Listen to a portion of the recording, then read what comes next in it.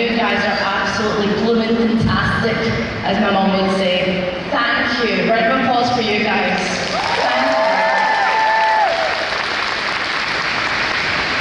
you. Okay, my name is Claire. Nice to see you all again, or meet you all again. Shall we get the man himself? Shall we get him?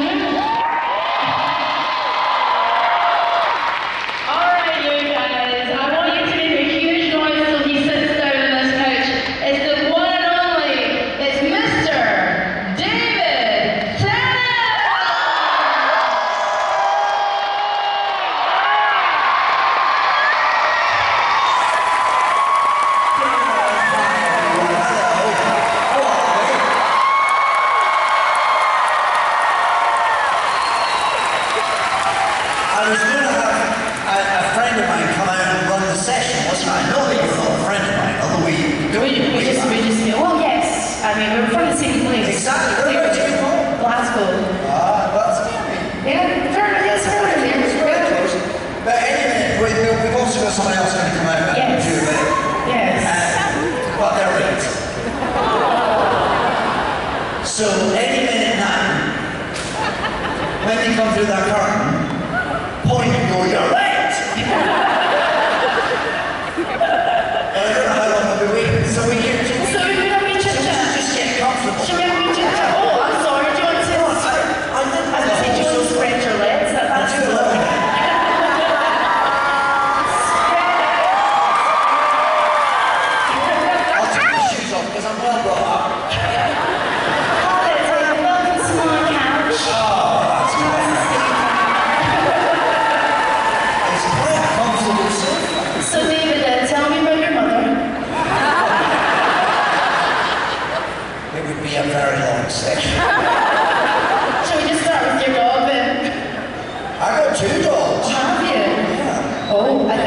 Guest is here. Are you ready? Yes. Are you ready?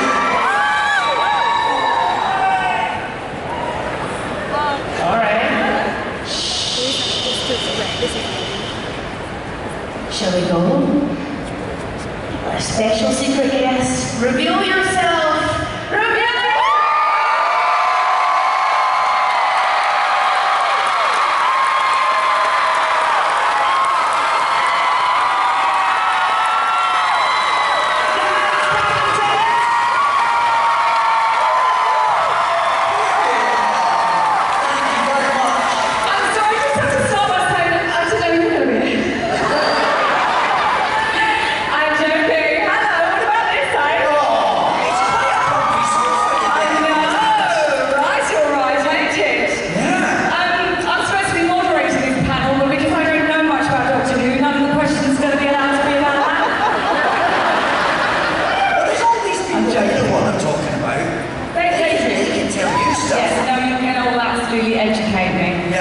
Wow, so look at all these people. This is a big old room, isn't it? Woo-hoo! So what are we going to do? Start the bidding off? You've been lounging about out here? I took my shoes off. You did? Yeah. Just to get comfy. He's really, you've got socks on. I do, because I love very socks. Have holes in them. Do you know do you darn your socks? You know you can buy new ones. These are actually still complete, but they do have... These are not. No. They should be.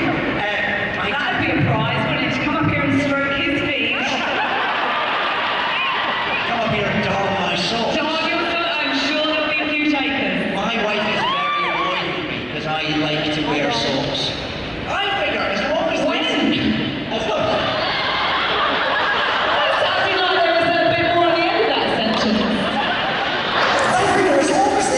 Still whole.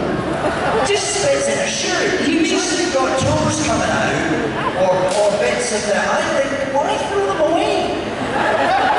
Because we don't live in the Middle Ages. Why throw them away?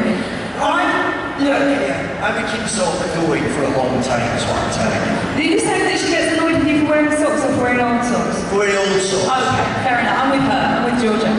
She definitely prefers a sock rather than my gnarly old feet. I think. Yes, because it was that part in Lord of the Rings that didn't... you weren't four. My feet were too gnarly to play a hobbit. I'm going to stand up. Why are you standing up? Because I just feel, I don't know, I like, because, do you know what, I know because sitting is the new smoking, so get on your feet. No, you don't know me, I know that you're jet lagged. I'm very jet. Sit down. Sit down. Oh, I'll just have a little nap. have a little nap. There you go. I don't want to make you nervous. I don't want to make you nervous. I'm just not as relaxed as you. It's just like, do you know what it is? This hand was very bad for double chin. That's true. Are we, should we start the bidding on the questions? There's a lot of people there. There's a lot of people. Oh, well, no, you know what we should do first of all? I like this. Find out. It's a bit like having our own chat show. Yeah. It's a bit like being a criminal, but I can run around. We just want to find out who's come from the furthest. Oh yeah. And it better not have been us. Who's come from the furthest? Start the bidding. Cleveland, Ohio. Hold on. Cleveland, Ohio. That doesn't count. Is that far? Hello. Any further than Cleveland, Ohio? Hold on. Toronto, Canada. Toronto, Canada. I know it's in Canada. I'm like, yeah.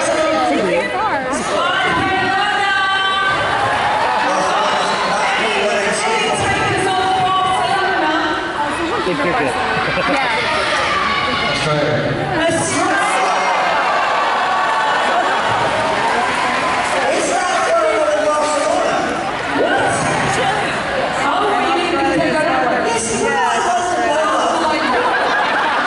Yes,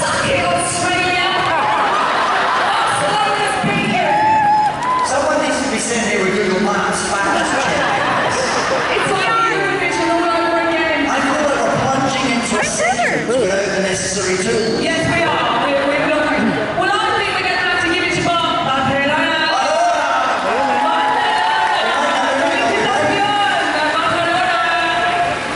So that's good, ain't it? That wastes a few minutes.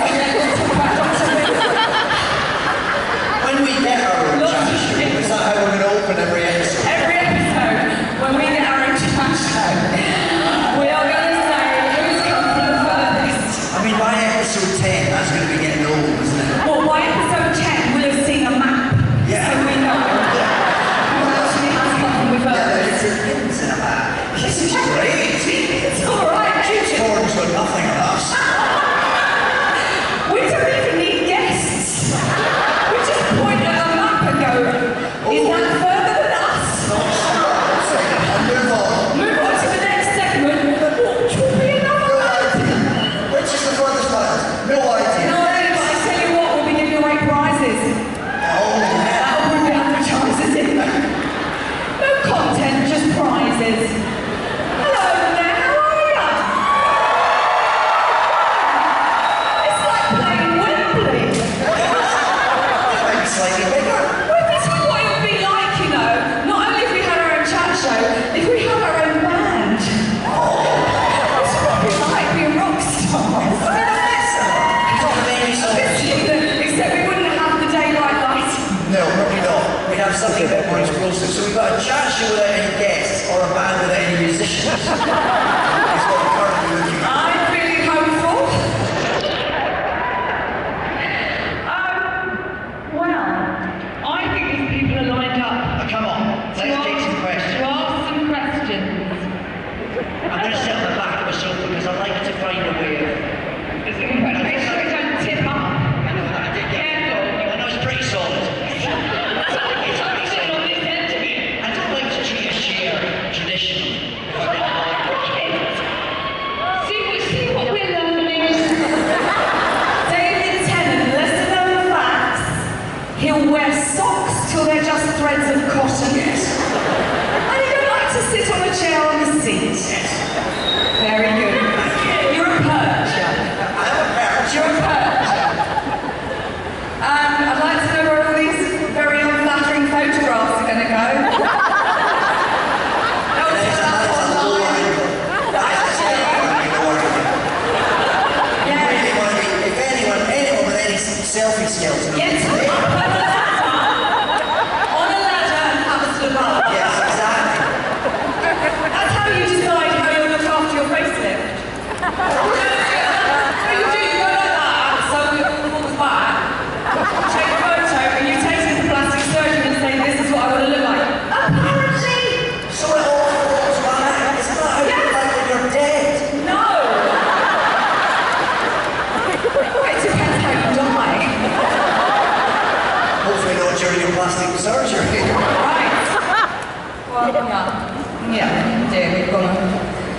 strange route.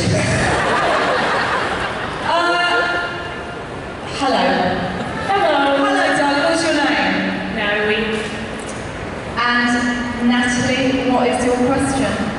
My question is, what was your favorite scene to film together? Oh, I'll say this one. The next one.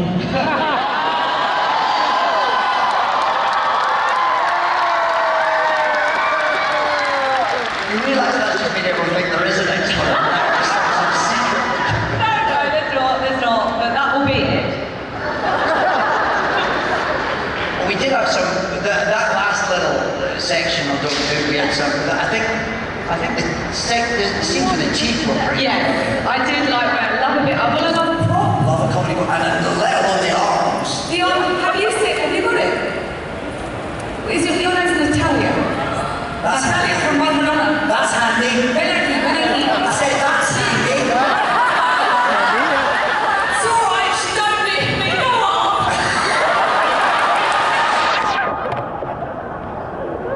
We did do a lot of puns when we were doing this. We did a lot of puns.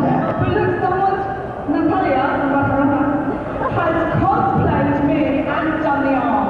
Right? These were good scenes, though, weren't they? Yeah. You dragging your big old thing. And you had to move them, so they were little sort of, like pistons inside that you yanked at. Mine did, and they spent that all on yours. Oh yeah. Yeah, you got the hand that moved. Yeah. I got the hand that dragged. But it was actually so, do you remember, it was so heavy, the actual one. Out of shot, there was two people holding it up, wasn't there? I'd go, my arms are too long, and then two people had to hold it up. Yeah. Into frame. Yeah. So there we go. That's behind the scenes little insights. Little hands Anyway, it's lovely to see you. This is how we should greet people. Hello. So I hug people now. It's a solution if we have another pandemic, isn't it? Oh, it's everything. We can keep going, we just You have to be an arm's distance, you know that? You have to be an arm's distance. Gracias.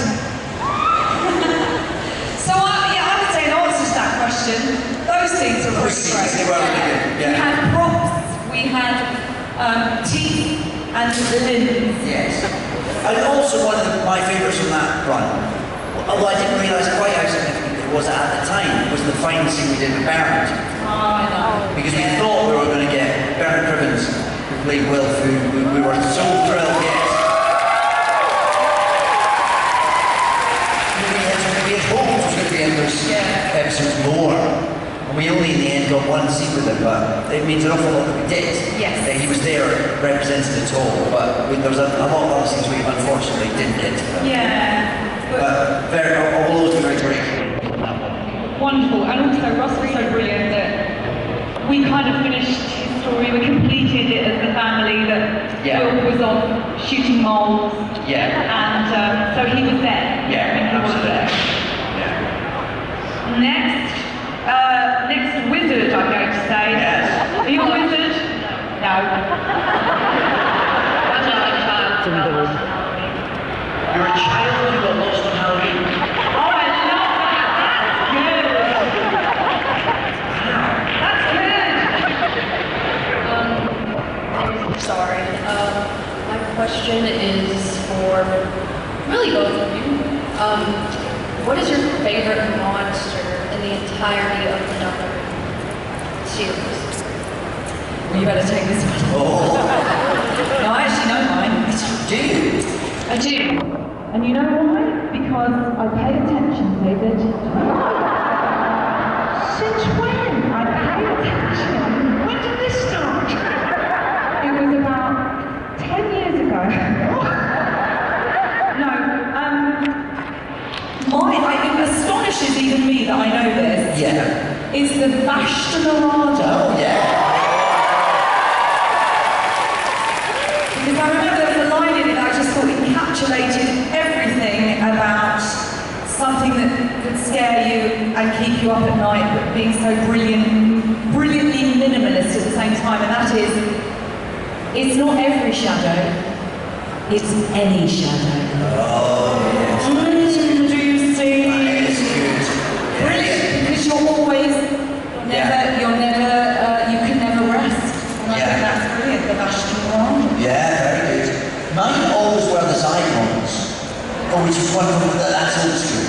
Oh, we're talking about, I don't remember. When I was a kid, the Zygons, I loved them. Because they were very particular designs, a big cone-headed thing with suckers all the way down. And I always hoped they'd return. Yeah. And they didn't. And then when I came back for the 50th anniversary special, they did. They were in, obviously you know this, they were in Tate also, that one that I did with Matt and John Hart.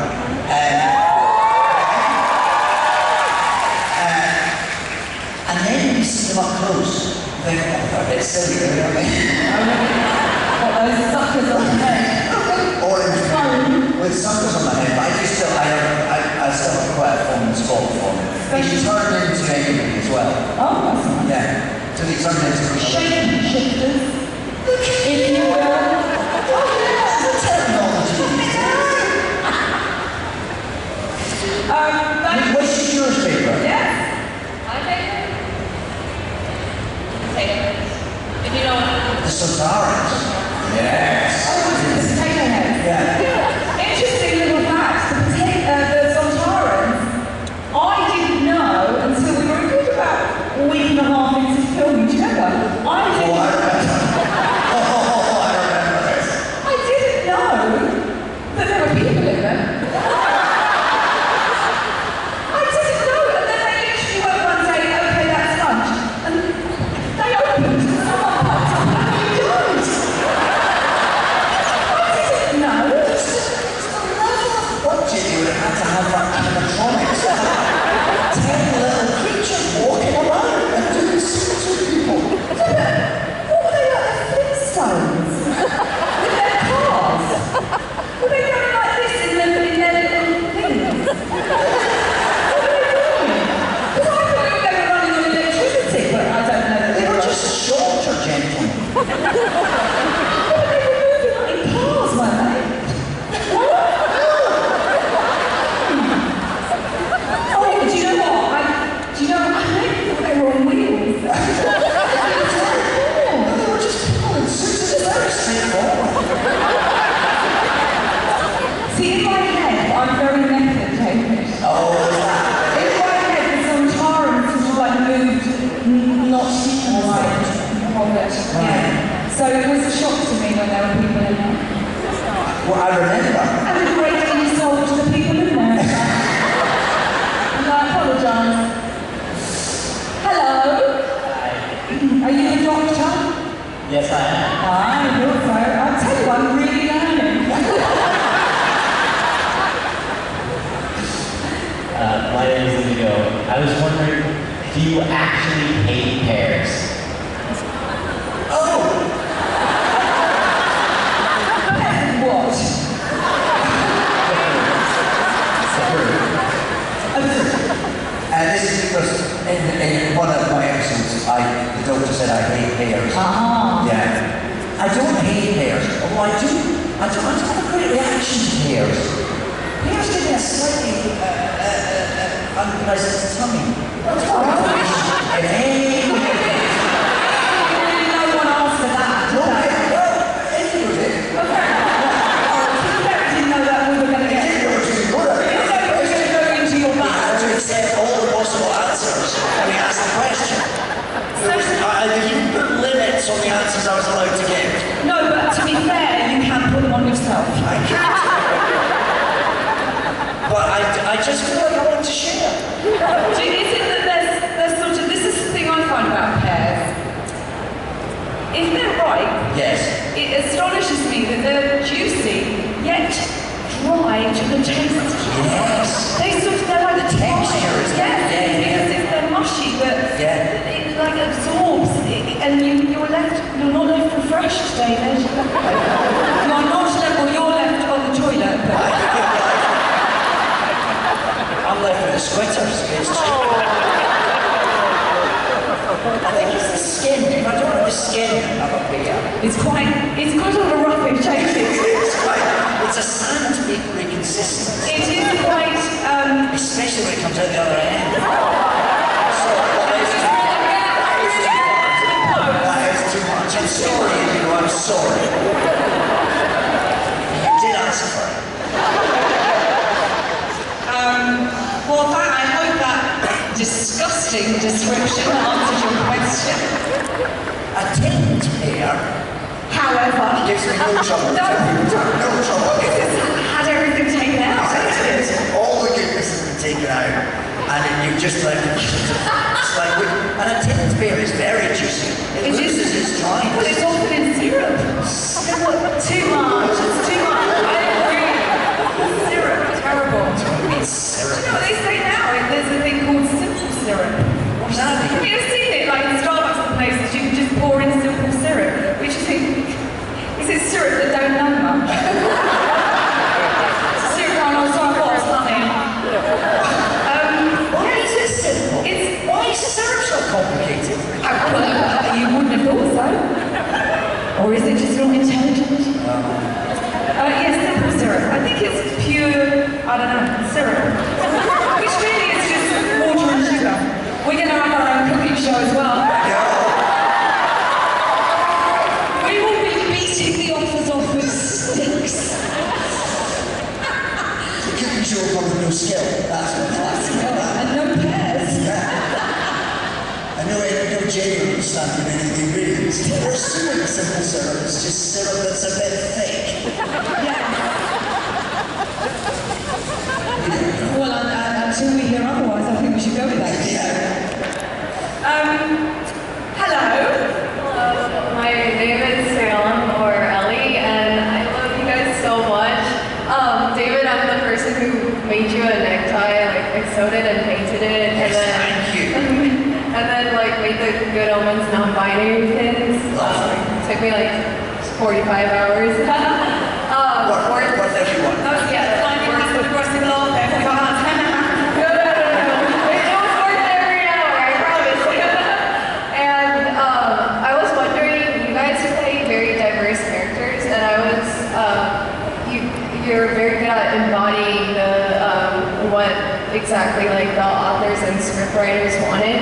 But how do you still like put your like sass and like flair into each character?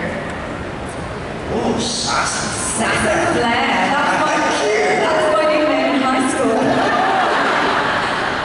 I mean, I would say for specifically and especially for Doctor Who, I would say all the sass and flair comes in the writing. Yes. You know, so we can leave our own sass and flair at home because it's absolutely on the page, because the writers, and obviously Russell, is so fantastic at just bouncing stuff off the page and hitting you. You just absorb it, don't you?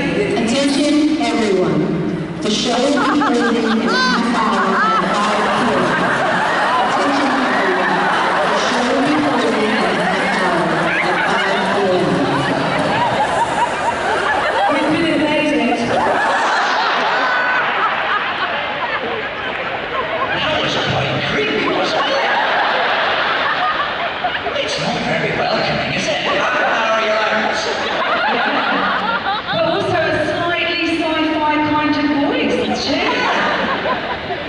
Did they just cut through the speakers? Is that just what happened? Did we get overruled by the voice of God? Let's hope. Was that God?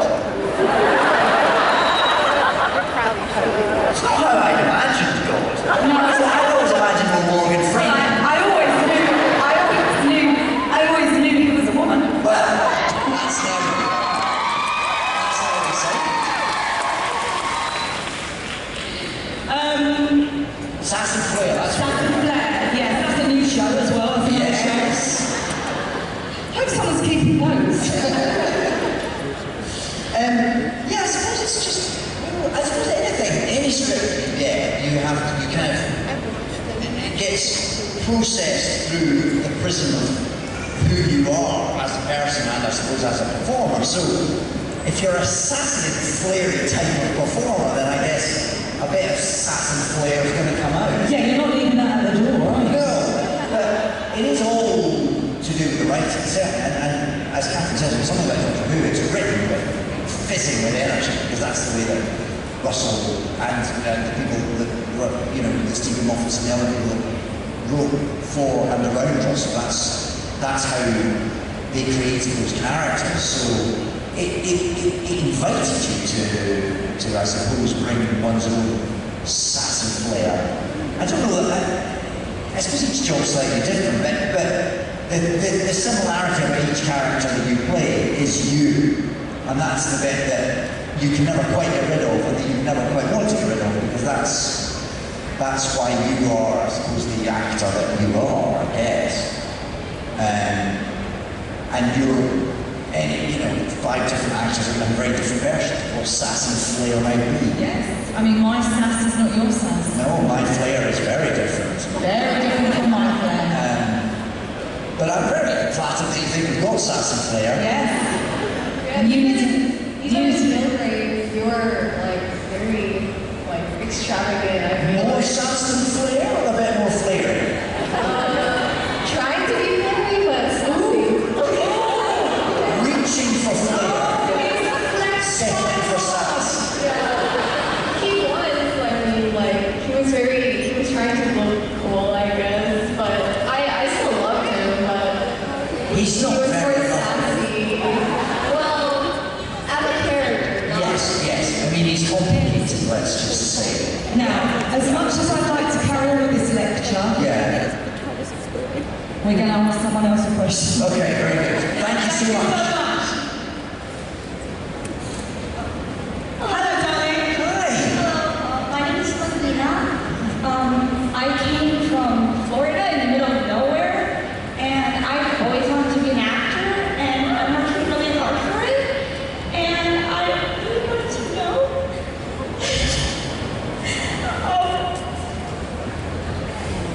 Surprise on What got us started? Well, To make a decision to be an actor, gosh, it's so many things, isn't it? I suppose it's a lot. it was definitely watching TV. Yes, watching TV. And also for me, I think it was a large part of it when I was in school, that surprisingly, I was bullied. And I realised that my way through bullying was to be funny. And it's because comedy deflects, and it also can actually dissect, and it can get to the root of something, you know what I mean? So if someone's coming at you, I realised I had the facility to come back with the confidence of being funny, and it sort of turned it around. And then I realised, oh, I'll take that elsewhere. But it kind of was my armour. And then the other thing is you're playing characters, and if you're someone, I was a really shy child, I felt I wasn't myself by playing a character, so I had that confidence, and that's really what put me through. But I think it was more of a, honestly, what got me going was a sort of, I'm not going to swear, but it's a word beginning with F, and it was a sort of F you attitude that I kind of got by being an actor. And my goodness, I hope those bullies to see me now.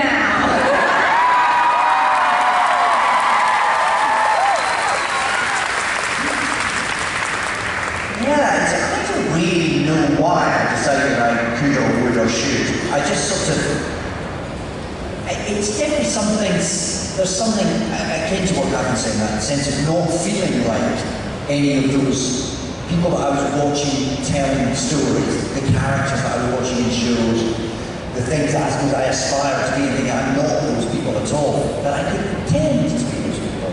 And maybe I've got a facility for that, maybe I can sort of, I guess it was about projecting a confidence in the same way, sort of imagining myself into the being of someone else that allowed me to feel like I could do things that I personally couldn't do, probably. But I also just thought I quite fancy that. And you seem to come from nowhere. I didn't come from nowhere. I came from a town in Scotland, but there weren't any, I didn't know any actors. I didn't know how you did that, or there were no precedents around me. So it was always a slightly, I don't really know why I thought I could, other than I suppose the sort of blitheness of being young and idealistic. I just thought, I'll do that, that looks fun. And then the idea sort of developed as I grew up, I suppose. But good luck to you, why not? Because, yeah, you should do it.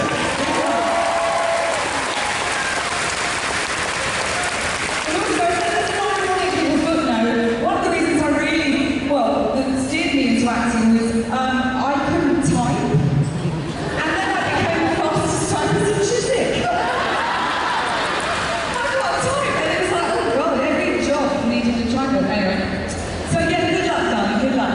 Thank you so much. Hello.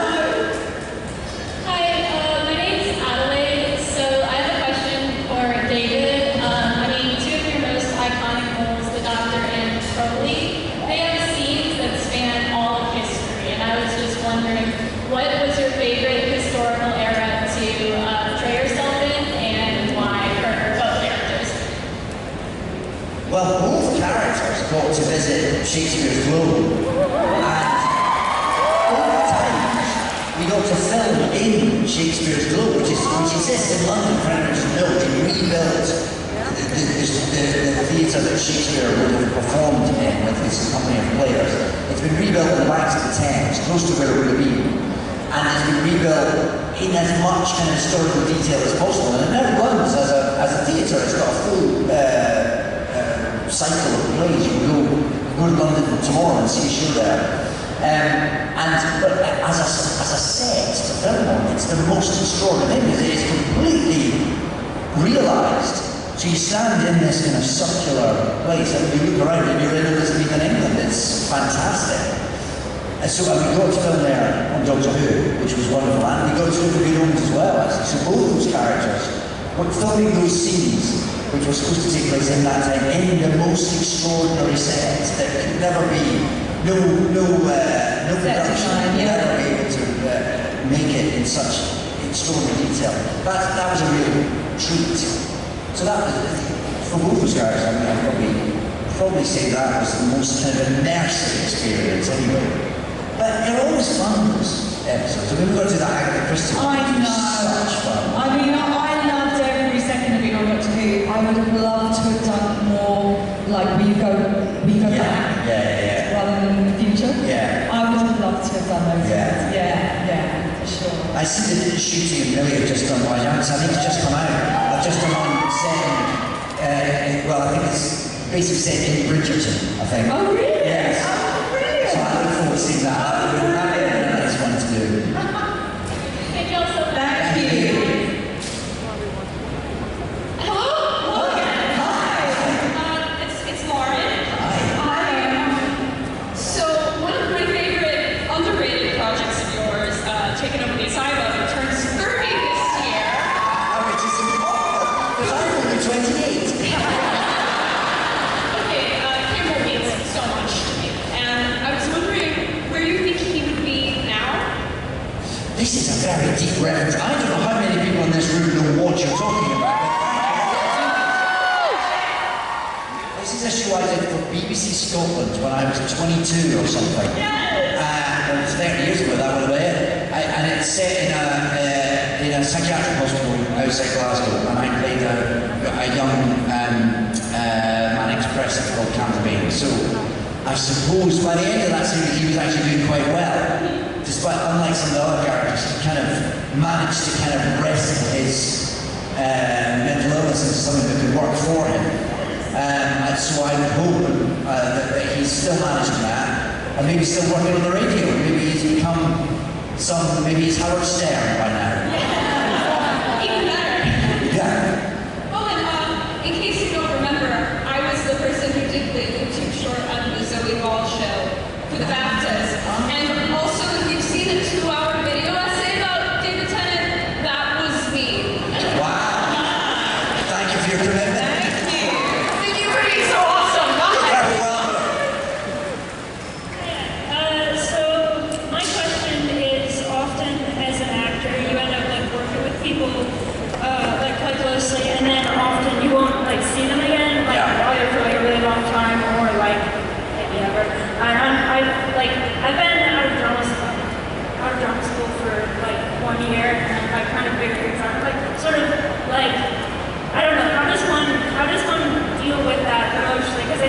most people, they have, like in normal jobs, they have like their co-workers that are the same group of people, or they, I don't know, that's my question.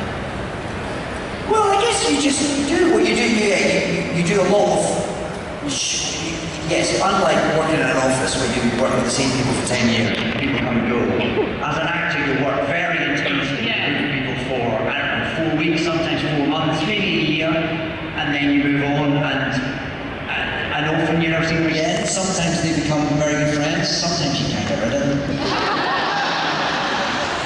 And it's a mixture, really. I guess you pick up. Collect someone. You always keep someone from a job, don't you? I find that. There's always, you always know that this time next year there's going to be at least one person in your life that wasn't, and that you know that will take. Yes, you know what I mean?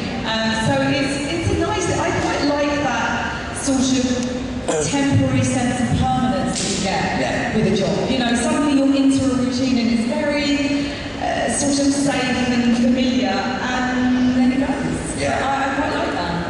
You do get a sort of emotional shorthand, I think. So you can bump into someone that you did some very intense piece of acting absolutely. 10 years ago. Yeah. You haven't seen them since. Yeah. You barely thought about it. And then suddenly they'll show up and you'll be kind of rebonded. But you know, it's a mixture, like any set of people working in any profession. There's some people you're very happy never to see again. And the other one you'll actively avoid. But mostly, it's a nice bunch of people. It's lovely. You're sort of all in it together. Yeah. It's a collective experience acting something. So you're usually fairly supportive of each other. Yes. You are all in the same boat, aren't you? Yeah. It's nice. It's a nice thing to do. Hello. Hello, it's good to meet you too. Hi. Thank you. So, my question is, so after your respective roles were finished, especially with David's 50th anniversary you're talking through, after all that time, what was the feeling you had when you were getting a call that to return to Dr. Who, but also returning together? Well, it sort of bubbled into being, didn't it? We kind of knew it was happening for a while before. We knew it was in the ether, didn't we? And you're right, it sort of bubbled into being sort of, it's almost like a text exchange, wasn't it? Or a phone exchange. And it was after one of those view-along things. Yeah. Twitter-along. That happened during COVID. Yes, and it was the Runaway Bride. And after everyone watched it, Russell texted me and said, "Oh, wasn't it great?" And I said, "Oh yeah, it was so great. Thank you for letting me play Donna." And he said, "The two of you were so great together." And I said, "Oh, it was such a joy." And he said, "Wouldn't it be amazing if we could do it again?" Is what he said. He said, "I've got an idea in my head, and it won't go away, and it's about the Doctor and Donna." And I said, "Come on, let's do it." And he said, "We'll never get David. Not like, oh, we'll never get him back. No, meaning like, how do we ever get the two of you together again, you know, schedule-wise?" And I said, "Well, let's ask." But I texted you, didn't I? Yeah. I said, Russell wants to get the band back together. In fact, I think my text said, Russell wants to do it again. How do you like them apples? And you said, "I'll do it in a heartbeat." And I texted Russell back and said, "David's in, let's get the band back together." So we kind of knew it wasn't like a thing that came to us. Although I think it then sort of like went away a bit, and we assumed it wouldn't. Well, because it also been a very specific idea. Yeah. Which, I'm here to tell you now, is not any of the ones we ever made. No. This story that he was desperate to tell, he still hasn't told it. He still hasn't told it. Yeah, the story we had of the two of us has not come to fruition yet. But the idea then was we would do one, as maybe like a special one-off, and it would be set back in the continuity. Yes, it was like, an episode at a time, wasn't it? Yeah. And then it went, which is right, it went very quiet, and we sort of stopped thinking about it. And These things happen. yes, they happened, and I remember getting offered something for like the following year, and I remember him saying it wouldn't happen until it was, because it was like about 2 years, 2 or 3 years before we came back.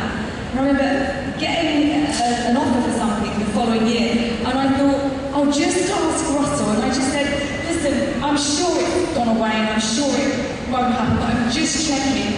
I'm not going to be free next summer, just in case anything was happening, and I'd obviously rather do Doctor Who. And he literally went, don't do it. Don't do it. It's happening. Right. And then it was just like, oh, right.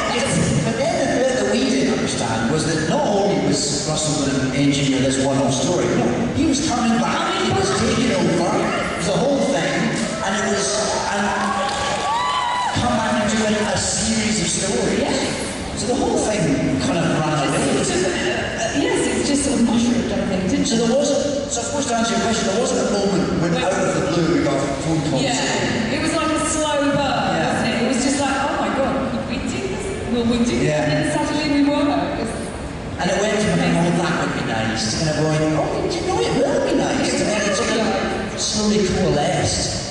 Yeah. And then it just felt like we never went away, didn't it? It was surprisingly, amazing. That 15, and I was even shocked to know how long it was. 12 years ago or before. Because I'm only 28 years old. That's a lot. And my father. So how I'm here, I have no idea. Yeah, it was amazing. It was still amazing though.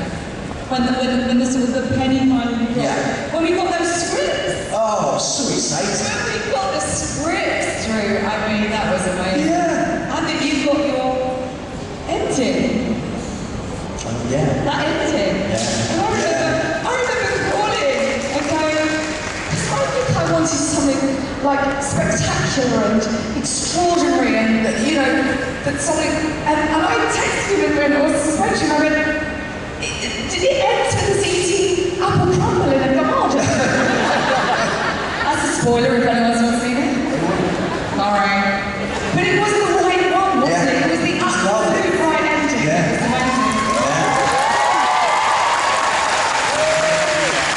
was amazing. Thank you very much. Thank you. Hi, it's Maggie. So I know you've been asked about like, your favorite scenes and everything to film. My question's a little bit different. I want to know if there was ever a point where you were filming something really out there, really weird, that you just stopped and thought to yourself, what the hell am I doing? Like, how did I end up here? And if so, could you tell us that story? On Doctor Who? On anything. Oh, I barely pay attention long, I don't know. I'm always like, when's lunch? I guess the thing is, like for example, when we're filming Doctor Who, if you do, it's surprising the things that become given. Yes. It's just surprising the things that become normal to you. Yes. Like, you won't be sitting at lunch with a darling or something. Do you know what I mean? And then you suddenly go, wow. I mean, I guess, you know, you watched it as a kid. Yeah. There must have been moments when you sort of pinch yourself and go, You did lots of things you pinch yourself, and yet weirdly, because I loved it as a kid, and I sort of imagined what it would be like to be in that role as a kid, something weird, kind of like, oh yeah, this is how it was always meant to be. yeah, so that's a manifestation right there. I suppose. It is. Yeah. So sort of weirdly kind of normal. Yeah. In a kind of mad, the least normal thing that's supposed to be kind of away. Yeah. Which is lovely, really. It's lovely that you get to do a job that is extraordinary and sort of regular at the same time to us. You know? So it's a lovely dance to do. Thank you. It's nice that they're rebuilding the back of the hall. It's nice, I mean, the show's closing at 7 minutes, you could have waited. Attention. Nobody's going home. You could lock the doors and do karaoke. This is what I really want. I want them to do karaoke. Hello. Hi, I'm Lexi. I was just wondering, this is mainly a question for you, David. You can answer if you want, Catherine, but mainly I want to hear your answer. So, I wonder how you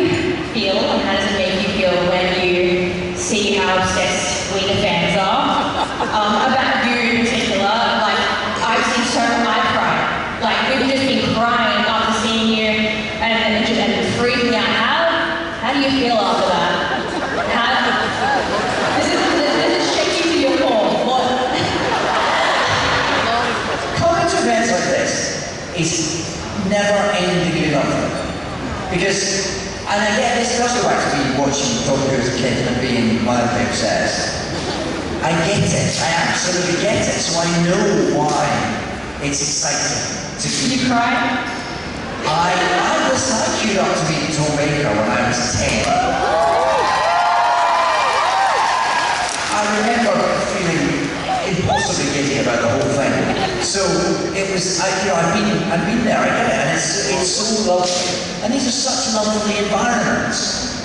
These feel like inclusive, safe, wonderful places to be, and what a wonderful enthusiasm to have, you know. What a great thing to be, what a great thing to love, what an exciting, creative, you know, to be into these kind of shows and these kind of genres. It's mind expanding and cool and funky, and I think it's nothing but positive, so it's lovely to be here on either side of it. And I'm also very aware that we carry a show with us that means a lot to people, and we become the sort of the custodian. Yes, yeah. and the representation. Yes, that's right. So the standard bearers of that sort of era. Yeah, which is lovely and humbling, and you pass it on. Yes, exactly. And people pass it, you know, to us. So it's lovely to be responsible for something that means that much to people. It's a privilege. And also, if I could just say, genuinely, you couldn't meet nicer people than you just couldn't. You're all are fantastic.